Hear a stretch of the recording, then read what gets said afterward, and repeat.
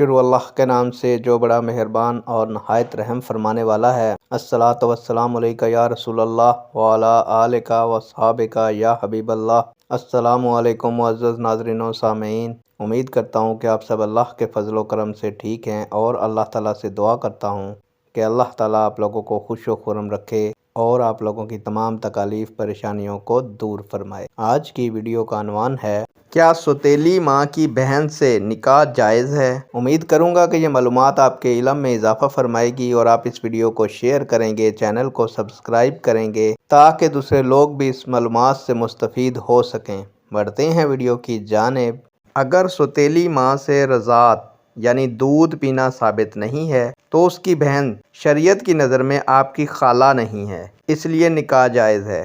جس عورت سے نکاح جائز نہیں وہ حقیقی یا رضاعی ماں کی سگی بہن یا ماں شریک بہن یا باپ شریک بہن یا دودھ شریک بہن ہے۔ شریعت کی نگاہ میں انسان پر اس کے باپ کی بیوی ہونے کی وجہ سے صرف سوتیلی ماں حرام ہوتی ہے، سوتیلی ماں کی ماں یا بہن وغیرہ حرام نہیں ہوتی۔ اس لیے اگر آپ نے شیر خوارگی کی عمر میں سوتیلی ماں کا دودھ نہیں پیا تو اس کی بہن سے نکاح جائز ہے۔ نیک دعاؤں کے ساتھ آپ سے اجازت چاہوں گا۔ اللہ تعالیٰ آپ کا اور میرا حامی و ناصر ہو۔ اللہ حافظ۔